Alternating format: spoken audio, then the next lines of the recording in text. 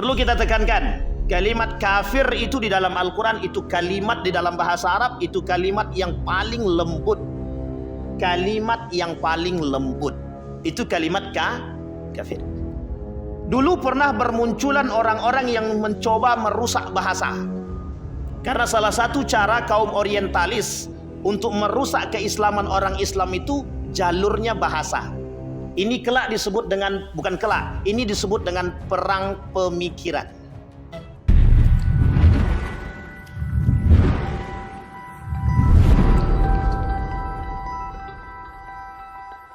Pada malam hari ini saya ingin coba mengangkat sedikit. Ada satu hal yang ingin kita bahas, kaji bersama. Ini ada dalam kitab Al-Wala' wal Bara'. Kitab ini berbicara tentang loyalitas seorang yang beriman. Al-Wala' wal Bara'. Jadi Bapak Ibu sekalian yang berbahagia, kitab Al-Wala' wal Bara' ini itu berbicara bagaimana sikap kita terhadap orang yang beriman dan sikap kita kepada orang-orang yang monaf tidak beriman, atau bahasa lainnya kafir. Jadi ada bagaimana konteks kita kepada orang yang beriman dan konteks kita kepada orang yang tidak beriman. Loyalitas kita terhadap orang yang beriman dan orang-orang yang tidak beriman. Bagaimana? Syekh Hasim Al-As'ari dalam kitabnya Risalah Ahlus Sunnah wal Jamaah pernah berkata demikian, menukil daripada hadis baginda Nabi Muhammad SAW. Itu yang menjadi masalah beliau adalah perhatian orang-orang yang beriman. Perhatian orang Islam terhadap Islam itu sendiri. Yang merusak Islam itu adalah umat Islam itu sendiri. Ini penting, poin utama bagi kita sebelum kita mulai. Yang merusak dan meruntuhkan Islam adalah orang Islam itu sendiri. Jadi ketika Umar bin Khattab berkata hadis ini mauquf, cuman sampai kepada Umar bin Al-Khattab. Hadisnya mauquf. Kalau mauquf cuman sampai pada sahabat Nabi, tapi tak sampai kepada Nabi. Kalau sampai kepada Nabi namanya marfu'. Kalau sahabat Nabi yang melakukan sesuatu, biasanya sudah mendapatkan izin baginda Nabi Muhammad SAW. Sekalipun Nabi tak berkata demikian. Makanya ketika sahabat berkata sesuatu, hadis itu disebut dengan mauquf, cuman sampai kepada para sahabat. Tapi derajat hadisnya atau hukum hadis tersebut 3. Bisa sahih, bisa hasan, bisa dhaif. Jadi Bapak Ibu sekalian yang berbahagia, apa kata Umar bin Al-Khattab? Kata Umar bin Al-Khattab itu, kata beliau, hal tadri man yahdimuddin? Tahukah kalian siapa yang bakal menghancurkan agama? 3 itu. Salah satu di antara ketiga tersebut adalah zallatul alim. Salah satu di antaranya adalah orang alim yang tergelincir. Orang alim yang tergelincir. Nabi memperingatkan Ibnu Abbas, ya gulam, ihfazillaha yahfazka. Jaga olehmu nilai agama, niscaya Allah akan menjaga dirimu. Jadi Bapak Ibu sekalian yang berbahagia, Islam itu hancur, hilangnya Islam itu di tangannya orang Islam itu sendiri. Maka Bapak Ibu sekalian yang berbahagia, malam hari ini kita akan coba bahas loyalitas orang-orang Muslim kepada orang kafir yang bisa membatalkan iman. Loyalitas orang-orang Muslim, mukmin kepada orang kafir yang bisa membatalkan iman. Dalam kitab yang lain, Syekh Abdul Wahab berkata tentang nawaqidul Islam. Ada 10 poin yang bisa membatalkan keislaman seseorang. Said Hawa mengatakan 20 poin yang membatalkan syahadat. Ulama yang lain mengatakan nawaqidul iman, setidaknya ada 10 hal yang membatalkan iman. Bapak Ibu sekalian yang berbahagia, dari sekian banyak poin ini kita bahas 10 yang bukan 10. Poin-poin loyalitas orang mukmin keislaman seseorang itu bisa membatalkan imannya ketika mereka berinteraksi dengan orang-orang kafir. Perlu kita tekankan, kalimat kafir itu di dalam Al-Quran, itu kalimat di dalam bahasa Arab, itu kalimat yang paling lembut. Kalimat yang paling lembut. Itu kalimat kafir. Dulu pernah bermunculan orang-orang yang mencoba merusak bahasa. Karena salah satu cara kaum orientalis untuk merusak keislaman orang Islam itu jalurnya bahasa. Ini kelak disebut dengan, bukan kelak, ini disebut dengan perang pemikiran. Perang pemikiran itu lawannya, mereka akan main dari segi bahasa. Untuk merusak apa dia? Merusak akidah kita. Dia mungkin tak berharap kita masuk agama dia, tapi dia berharap kita luntuh. Nilai-nilai Islam itu luluh atau luntuh dari dari kita seorang orang yang beriman tadi. Itu perang pemikiran. Makanya mereka tidak berperang dengan kita dengan senjata. Karena kalau berperang dengan senjata mereka kalah. Tapi mereka berperang dengan bahasa. Salah satunya adalah seperti yang Bapak Ibu pernah dengar permasalahan kafir. Jangan katakan kepada orang kafir mereka kafir. Tapi katakan kepada mereka non-muslim. Kalimat ini yang kemudian menjadi persoalan dalam bahasa. Dalam bahasa Arab, perarti daripada kafir itu makna yang paling lembut di antara makna yang lain. Arti kafir itu Bapak Ibu tahu cover ya, cover tahu? Itu diambil dari bahasa Arab, cover itu. Kafir. Arti kafir itu apa? Orang-orang yang sedang menutup diri dia dari kebenaran. Itu dah bahasa paling bagus itu dan paling halus. Kecuali mohon maaf kalau dikatakan kepada mereka ya ayyuhas syayatin, itu jelas. Atau ya ayyuhar rafiduddin, wahai orang-orang yang menolak agama, itu jelas. Tapi mereka katakan, Allah katakan dalam Al-Quran itu wahai orang-orang yang menutupi diri mereka daripada kebaikan dan kebenaran. Sampai di sini paham Bapak Ibu? Dan ini menjadi persoalan Bapak Ibu. Kenapa kita katakan ini menjadi sebuah persoalan? Karena hari ini Bapak Ibu, loyalitas orang-orang yang beriman terkhusus orang muslim terhadap non-muslim kadang-kadang itu lebih tinggi kepada loyalitas terhadap dibandingkan loyalitas mereka terhadap Islam itu sendiri, umat Muslim itu sendiri. Ini saya katakan demikian kenapa? Karena fakta menunjukkan kepada kita, ketika mereka berbaur dengan non-Muslim baik, tapi ketika mereka dengan orang Islam itu sendiri tak bisa berlemah.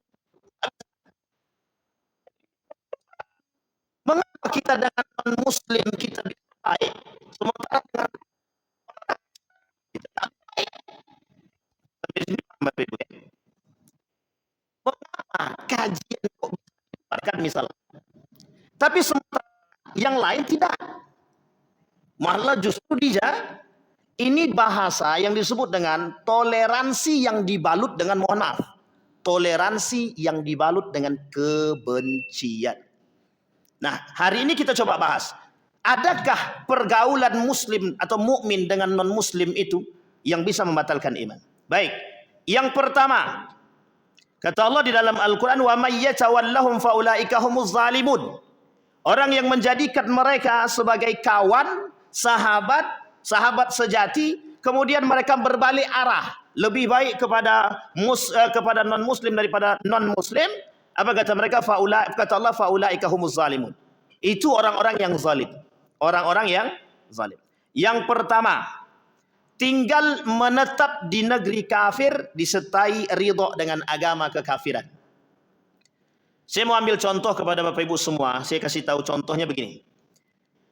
Ketika ada orang yang lebih memuji dan memuja negara asing, yang notabene negara tersebut adalah kafir, agamanya bukan Islam, dan mereka punya kebencian terhadap Islam. Kita ambil contoh Amerika. Amerika itu tingkat Islamfobia tertinggi. Artinya negara yang paling benci terhadap Islam. Itu nomor tertinggi adalah Amerika. Mereka tak suka dengan Islam. Mereka akan coba apapun cara untuk menghancurkan Islam. Itu mesti. Artinya apa?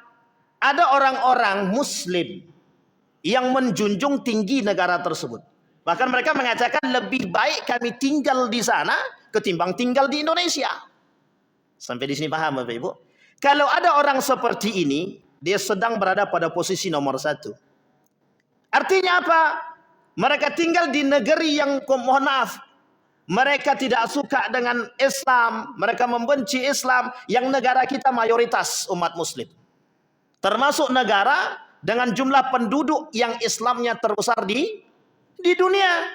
Artinya secara tidak langsung ketika mereka membenci umat-umat Islam tersebut. Ketika mereka benci terhadap Islam, mereka membenci umat Islam. Itu mesti, ya. Apa yang mereka benci daripada Islam? Yang mereka benci daripada Islam itu satu saja. Nilai-nilai keislaman. Mengapa demikian? Karena mereka menganggap nilai-nilai keislaman itu ketika tertanam dalam diri orang-orang yang Islam tersebut, maka sulit bagi mereka untuk menggoyahkan orang-orang yang Islam tersebut. Jadi itu kunci Bapak Ibu. Ketika nilai agama itu tertanam dalam diri kita, itu menjadi pribadi yang baik. Itu sudah jelas.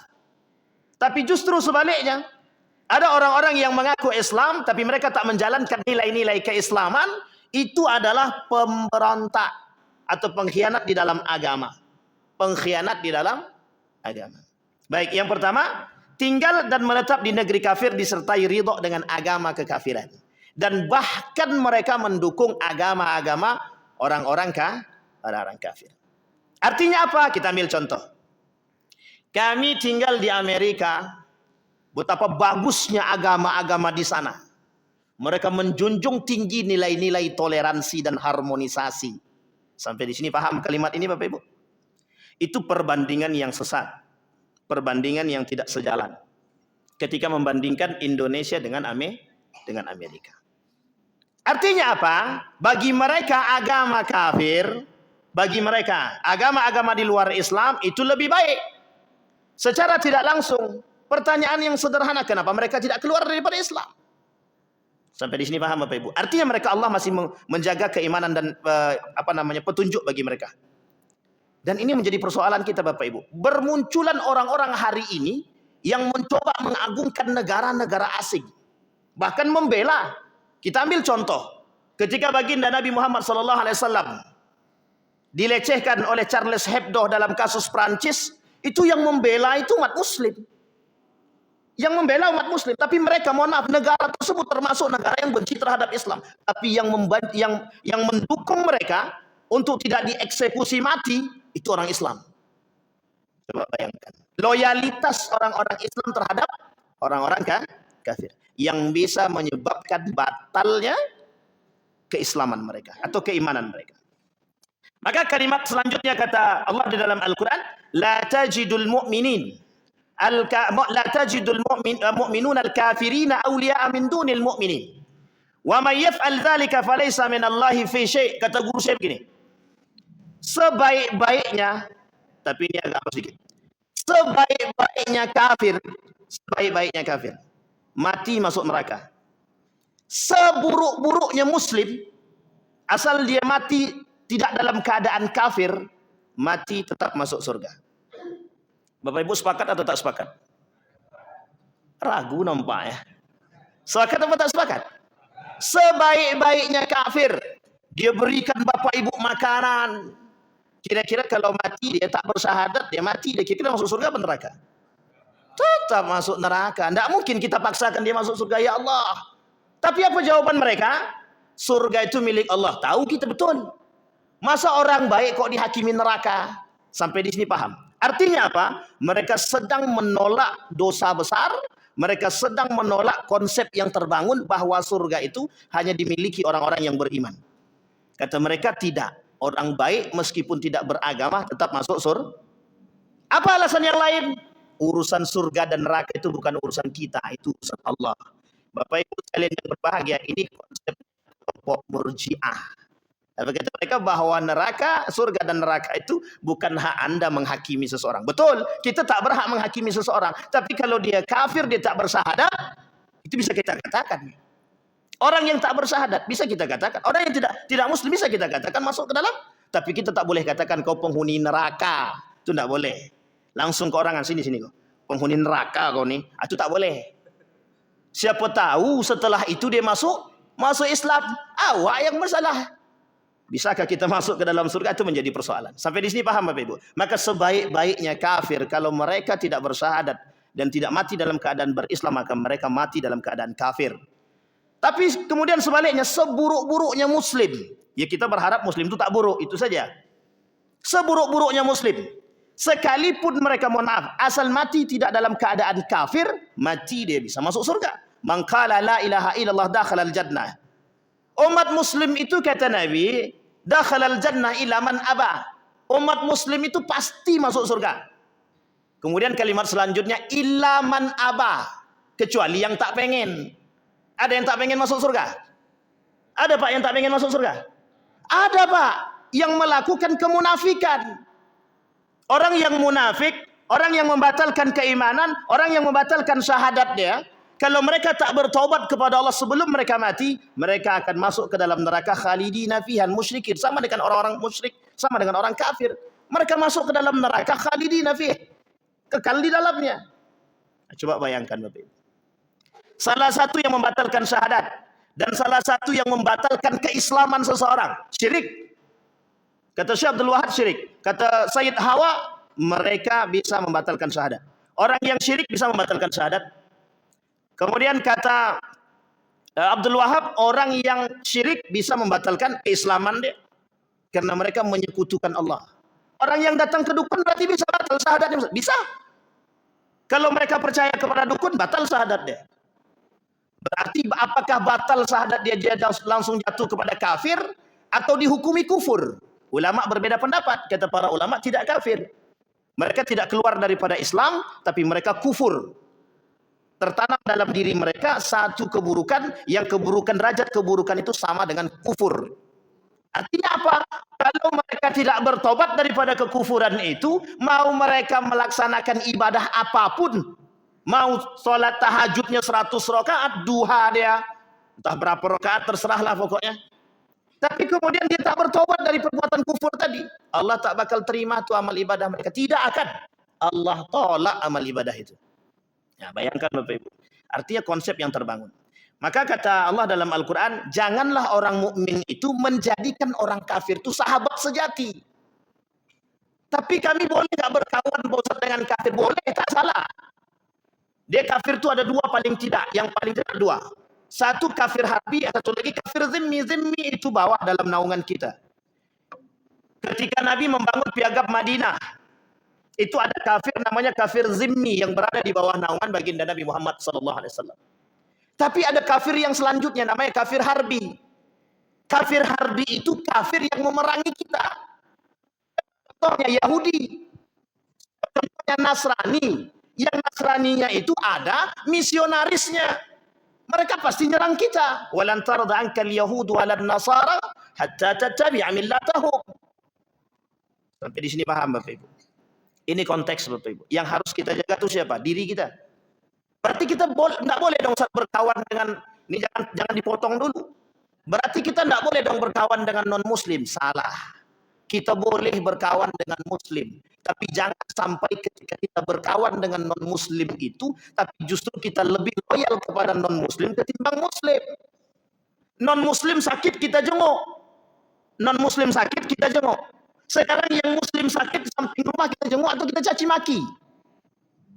Itu yang menjadi masalah. Kalau kita tidak jenguk dia, kita caci maki dia, kita tak senang dengan dia, kita terjerumus dalam permasalahan tadi. Bisa membatalkan iman. Baik, yang kedua. Mengubah kewarganegaraan dengan negara kafir yang memerangi kaum muslimin karena senang dan ridha dengan negara kafir tersebut. Nah, ini ada Bapak Ibu, ini kasus dulu. Di salah satu pimpinan pesantren ketika itu, saya sebut, tak usah disebut ya, jaga kode etik. Jadi Bapak Ibu, waktu itu ada pimpinan pesantren yang mengatakan dengan tegas, dan beliau yang kemudian mencela pimpinan tersebut tinggal di Amerika. Dan dia lebih senang tinggal di sana. Dan dia sangat mengagumi negara tersebut. Apa kata pimpinan tadi?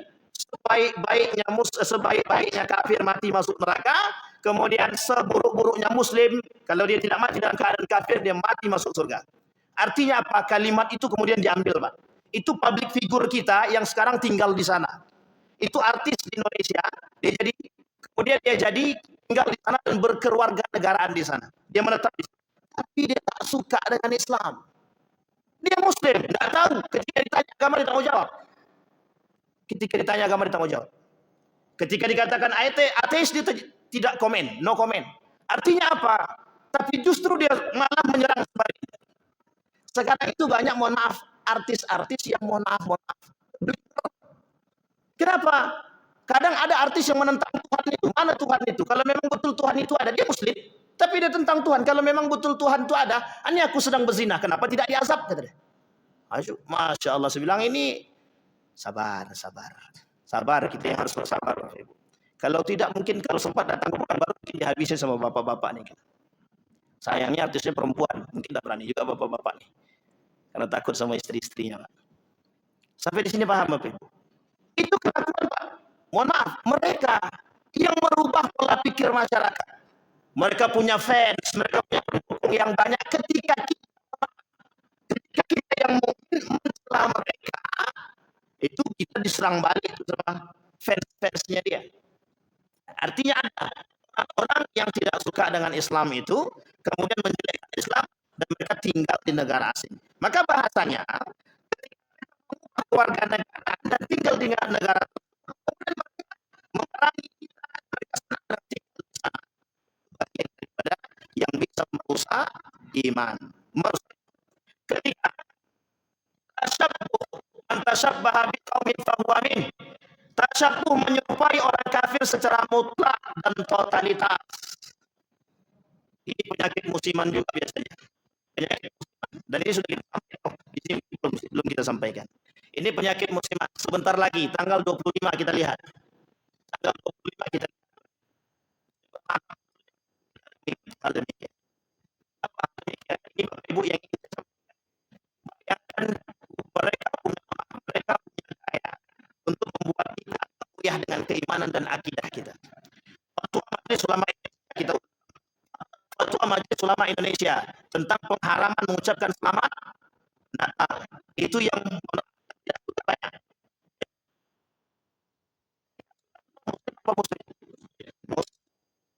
Coba uniknya adalah tidak suka dengan fatwa tersebut justru umat non muslim senang. Kenapa? Bagi mereka toleransi yang baik. Tapi kenapa muslim suka?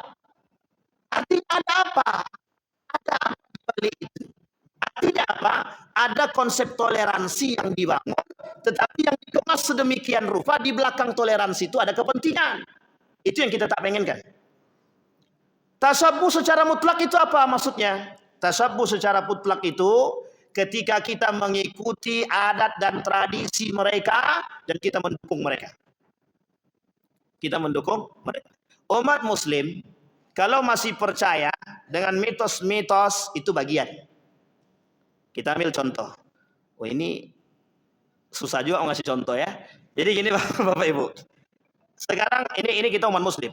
Umat muslim jangan percaya pula dengan ketika jualan itu ada gambar-gambar tertentu yang goyang-goyang kepala itu. Oh, Bapak Ibu, ini saya dapatkan Bapak Ibu. Ada muslim, dia jualan. Ketika jualan dia pakai yang goyang-goyang kepala itu. Ya ini maksud saya. Apa kata mereka? Itu mendatangkan keberkahan. Muslim boleh percaya demikian, itu sama. Tasabbuh kita dengan begitu. Yang kedua, umat muslim jangan bertasyabuh, mohon maaf. Sekalipun kita memakai atribut-atribut mereka, tanggal 25 nanti lihat. Banyak yang kemudian membeli atribut yang bukan atribut kita. Peci kita caci maki, jubah kita caci maki, orang berjenggot kita caci maki, celana cingkrang kita caci maki, tapi yang kayak gitu kita pakai. Itu banyak Pak, bukan sedikit. Pertanyaan kita adalah kebencian kita itu sudah keterlaluan terhadap siapa? Umat muslim itu sendiri.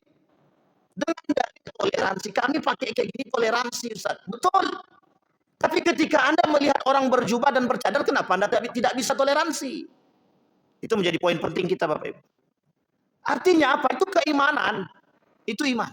Tapi kalau sudah kaitannya dengan tasyabuh, itu bisa kaitannya dengan akidah. Bisa merusak. Makanya Bapak Ibu, fatwa MUI yang nolak umat muslim. Itu bayangkan. Kenapa umat muslim menolak? Karena dianggap intoleran, tidak toleran. Saya punya kawan banyak non muslim Bapak Ibu. Dan mereka sangat senang ketika kita bahkan tidak mengucapkan selamat Natal pun mereka senang. Dulu saya pernah berdiskusi dengan beberapa kaum Kristiani yang sekolah di teologi. Dia ada namanya sekolah teologi di Yogyakarta. Dan kita sering kok diskusi. Dan mereka biasa aja tuh ketika kita tidak mengucapkan selamat Natal, tidak ada masalah. Ini kenapa pula muslim yang mempermasalahkan? Nah, ini yang kadang-kadang menjadi persoalan kita hari ini. Artinya apa? Boleh kita menjunjung tinggi toleransi. Islam jangan pernah diajarkan tentang konsep toleransi. Justru Islam sudah sangat toleransi. Islam sudah sangat toleran. Toh kalau ada Islam yang tidak toleransi, itu bukan Islamnya yang salah, oknumnya sama. Kalau ada agama yang lain yang merusak Islam, mungkin kita tak salahkan agamanya, tapi yang kita salahkan oknum-oknum yang berada di dalamnya. Masa masjid ini ada oknum yang merusak masjid sebelah, yang kita salahkan masjidnya? Itu tidak bisa, Pak. Tidak bisa, itu konsep yang keblinger, yang tidak cocok. Cari orang yang merusak tadi. Apa maksud dan tujuannya? Bisa jadi tujuannya memang sengaja untuk memperkeruh suasana, memecah belah umat. Mungkin atau tak mungkin? Hari ini tidak ada yang tidak mungkin, Bapak Ibu.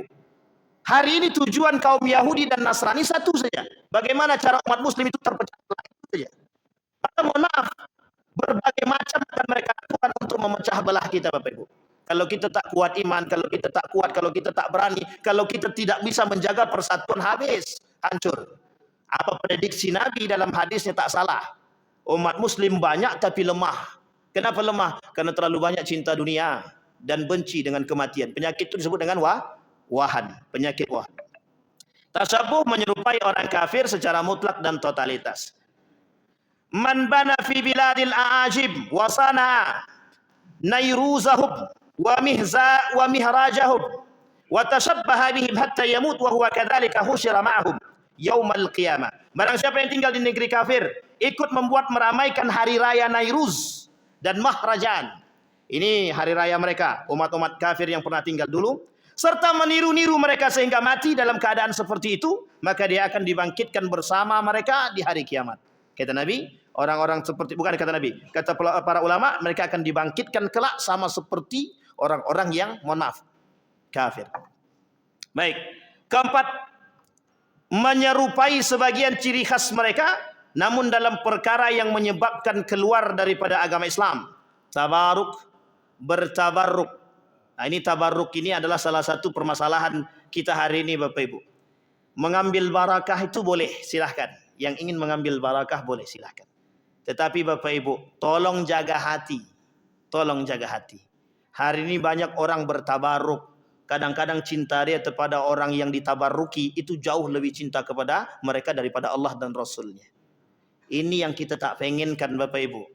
Yang tidak diinginkan oleh para ulama itu, Anda boleh bertabaruk dengan siapapun. Tapi jangan pernah bertabaruk itu melebihi cinta kita kepada Allah dan Rasulnya. Kita ambil contoh yang paling sederhana. Ka'bah itu berkah. Ka'bah itu barakah. Tapi kain kiswahnya kalau diambil, dipotong, dimasukkan di dalam rumah untuk jadi jimat, dianggap bertabaruk dengan Ka'bah, itu salah, Pak. Salah. Kain kiswah yang kita ambil, itu kita anggap sebagai tempat keberkahan, itu salah, Pak. Salah. Apalagi, mohon maaf, bertabaruk kepada orang soleh, tapi mohon maaf, solat tidak. Atau solat masih jarang. Puasa tidak. Zakat tidak. Mencaci maki iya. Menggibah jalan. Artinya mohon maaf, mau berapa kali kita bertabaruk pun, tapi kita menjalankan perbuatan yang mohon maaf yang diharamkan oleh Allah, yang tidak disukai oleh Allah. Apa manfaat daripada tabarruk tersebut? Justru bisa lebih merusak iman. Justru bisa lebih merusak. Yang ditakutkan oleh para ulama tentang tabarruk ini adalah ketika bertabarruk itu ditakutkan melebihi daripada keutamaan Allah dan Rasulnya. Itu yang menjadi masalah. Akhir yang terjadi apa? Syirik. Syirik. Kita ambil contoh. Anda, Bapak Ibu datang kepada pimpinan pondok misalkan. Cium tangan. Kemudian kalau yang cium tangannya perempuan dengan laki-laki, itu jelas salah, Pak. Itu jelas salah. Dalam Islam itu laki-laki dan perempuan yang bukan muhrim itu tidak boleh, Pak. Berjabat tangan saja tak boleh. Sekarang pertanyaan saya adalah, bagaimana hukum jabat tangan itu di negara kita hari ini? Laki-laki dan perempuan. Hal yang biasa atau hal yang lumrah? Kedua-duanya.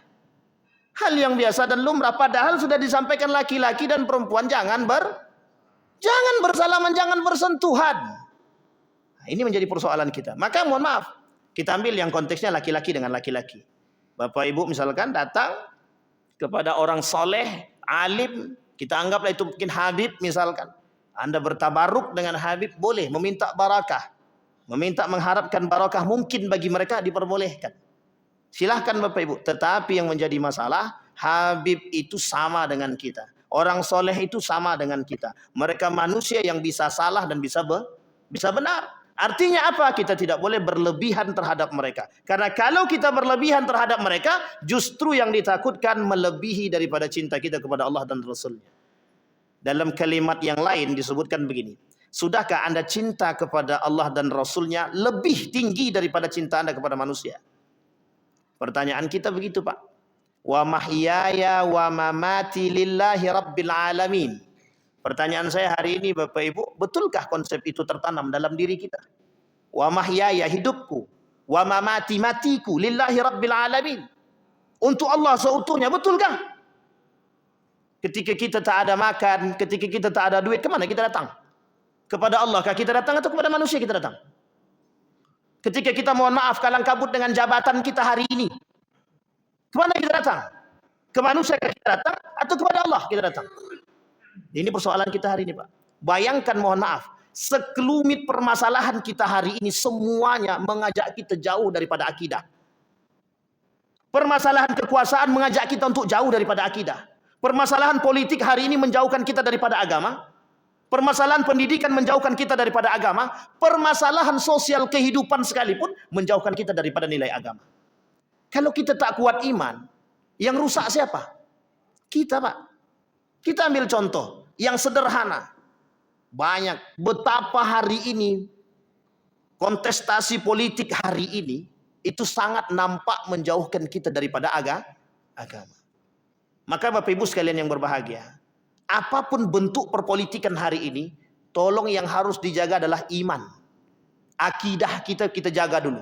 Jangan sampai kita gadaikan iman kita, akidah kita, mohon maaf, hanya karena urusan dunia.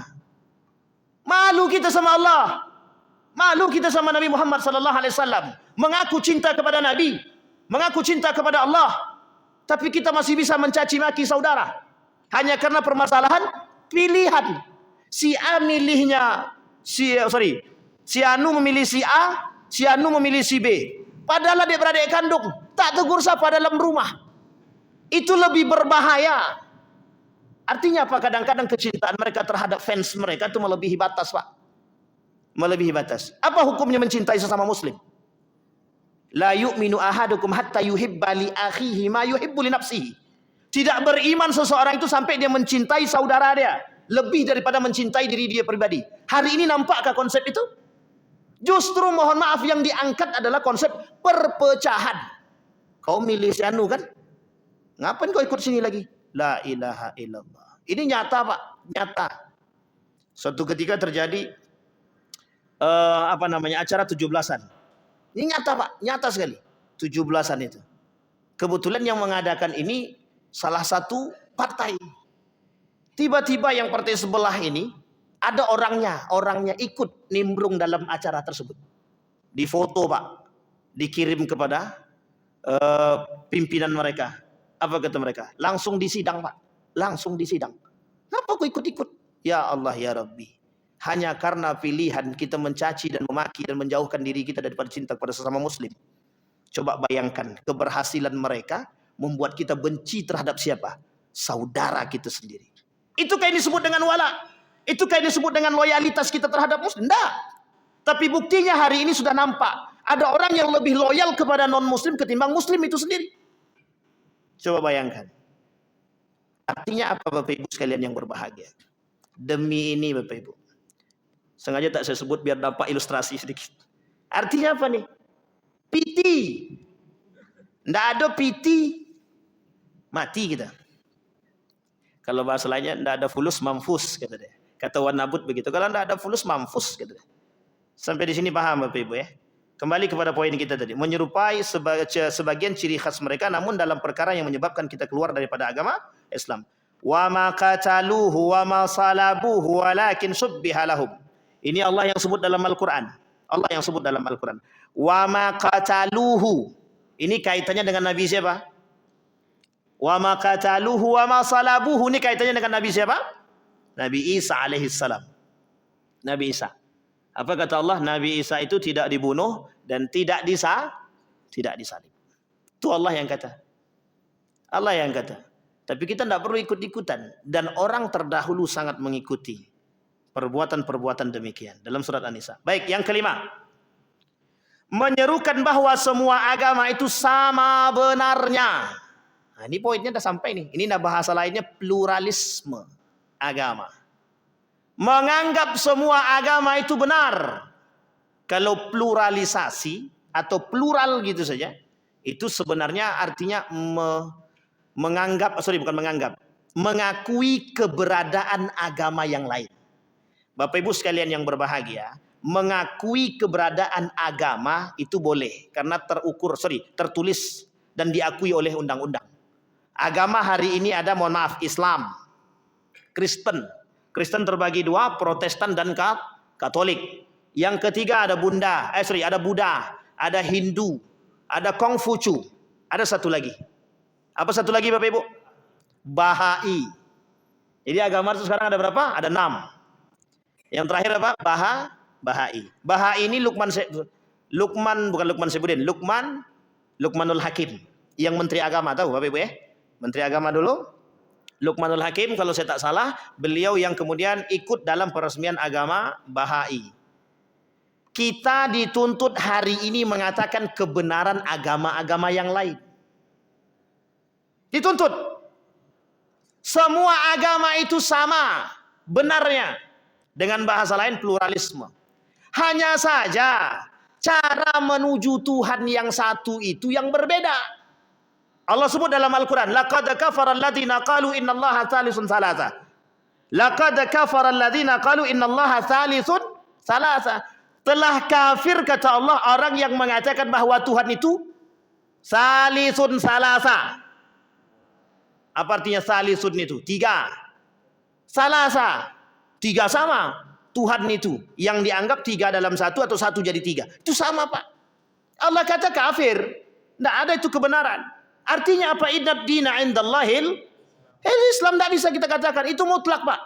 Semua nabi itu agamanya Islam. Bayangkan salah satu proyek Yahudi yang berhasil adalah ketika mengatakan ada agama samawi yang pernah dianut oleh para nabi. Dulu Bapak Ibu waktu saya sekolah SD itu, yang saya paham adalah agama dari Nabi Isa itu Nasrani. Agama Nabi Isa itu. Apa agamanya? Zaman saya SD begitu Pak. Pertanyaannya, betulkah begitu Nabi Isa agamanya Nasrani? Tidak ada. Semua nabi agamanya, apa keberhasilan mereka? Berhasil mereka membuat kabur kita dalam pendidikan. Mereka masukkan, itu bahasa lainnya begini Bapak Ibu. Ada buku judulnya Distorsi Sejarah oleh Yahudi. Itu Bapak Ibu boleh cari, sudah ada terjemahannya dalam bahasa Indonesia. Itu banyak. Bagaimana cara mereka mendistorsi sejarah itu. Oh, bahaya sekali Pak. Banyak sejarah-sejarah yang mereka kaburkan. Sudah azan. Wa may yabtaghi gharal islami dina falan yuqbala minhu wa huwa fil akhirati minal khasirin. Orang yang mengatakan agama yang lain itu lebih benar dan benar, tidak usah lebih benar, benar saja kita akui, itu mereka sedang terjerumus dalam pembatalan batal iman. Kalau dalam bahasa Syekh Said Hawa itu justru dikatakan oleh Syekh Said Hawa itu justru membatalkan syahadat. Bapak Ibu sekalian yang berbahagia, hari ini Indonesia kedatangan orang besar. Ya Bapak Ibu tidak perlu disebut. Artinya hari ini Indonesia kedatangan orang besar. Ini bentuk loyalitas. Kita lihat, apakah loyalitas itu menjatuhkan dalam keimanan? Bisa menyebabkan batal iman atau tidak membatalkan iman. Maka siapa yang bisa menjadi tolak ukur itu? Bagaimana perbuatan mereka? Kalau perbuatan mereka melebihi daripada batas yang sesungguhnya yang sudah ditentukan oleh Islam, itu bisa menjadi poin Bapak Ibu. Seperti posisi 5 orang yang datang ke Israel. Bapak Ibu tahu 5 orang yang datang ke Israel itu? Kita tak boleh katakan itu batal syahadat dia, tapi kita tak boleh katakan demikian. Artinya cukup kita tahu Bapak Ibu, apakah mereka munafik atau tidak itu kita tak perlu sampaikan. Tapi permasalahannya adalah ketika loyalitas di tengah hiruk pikuk genosida, mereka masih bisa mengatakan hal demikian. Pertanyaannya, kemana hati mereka?